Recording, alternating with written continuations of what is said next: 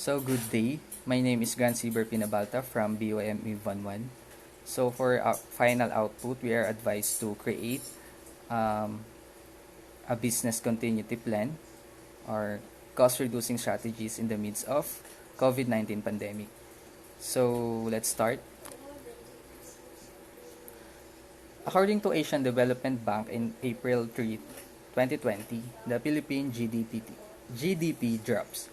The Philippines' economic growth will slow significantly this year before a strong rebound in 2021, with expansionary fiscal and monetary policies partly offsetting slower domestic demand and disruption in tourism, trade, and manufacturing, according to new Asian Development Bank or ADB report. So, this continuity plan may face different problems. Um, the company may anticipate while facing the COVID-19 pandemic. So, here are the five problems that the company may anticipate.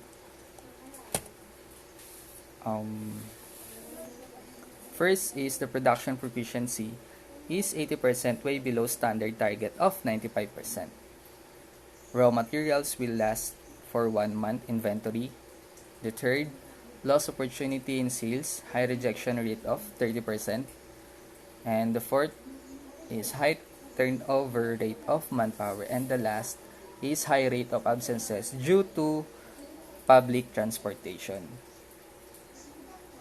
So here are my 5 strategies to address the problems of ABC manufacturing. So the first one is track the numbers. So we need to track our key expenses. So according to Dr. Benjamin Ko, good data saves lives. So the example of or the key points that we can track the numbers are production capacity, actual use capacity, direct material cost, direct labor cost, manufacturing overhead, labor efficiency, carrying cost of inventory, cost of goods sold, overtime expense, stock in and stock out, and cash in and out. So keeping consistent track of the expenses would allow efficient traceability of data. This would be helpful in creating our operational risk assessment and mitigation measures. So track numbers, we can do this by use of Excel, MS Excel, and also regular data audit. So the second strategy that ABC manufacturing can use to reduce the production expense is reduce material cost. So direct material cost constitutes a substantial portion of the total manufacturing cost. There are a number of techniques to control the direct material cost. So first one, invite quotation from as many supplier as possible. Then prepare and update supplier database. So the third is negotiate like a pro and consider signing a long-term contract with shortlisted supplier. And the direct material is the most significant part of reduction costs. If we can reduce the same effectively, half of our job is done. So there you have it, the reduce material cost. So the third one is reduce carrying costs of inventory. So consider using JIT or just-in-time method. Then regularly inspect the quality of stock to avoid privilege and shrinkage cost. And also, we are all familiar with this. Follow FIFO or first in and first out method of stock movement. Then sublet vacant spaces in warehouse if possible. Yes. Then the fourth one is control manufacturing overheads. So manufacturing overheads are mostly non-value adding expenses, but it can be avoided. So set budget and regularly periodically. So these are the methods for control manufacturing overheads to reduce our expenses. So avoid fancy packaging expenses. Of course, that is a waste.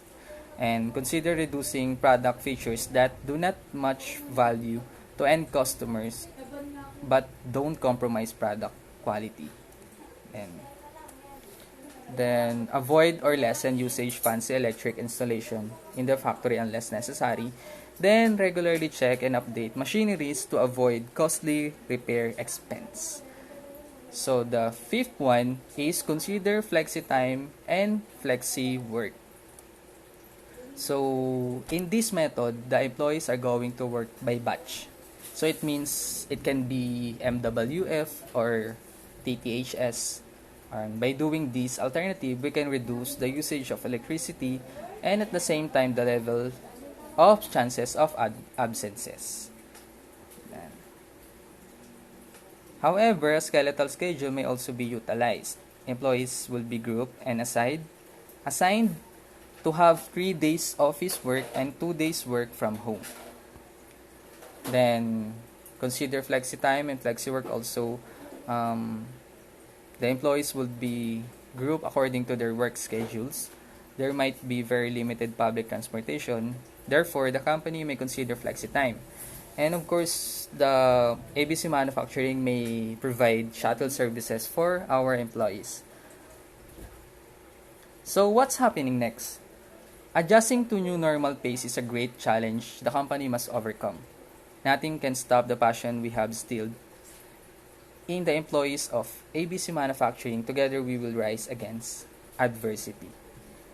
Then, plan today for tomorrow. So, as a manufacturing, we need to plan now. Not later, not tomorrow, but now. During this pandemic, it is important that the ABC Manufacturing would ensure survivability while maintaining low cost. Following a disaster, an organization with a defined business continuity plan in place will ultimately make competitive gains. So that's my PPT video presentation, and thank you for watching, and I hope you learn something. Thank you.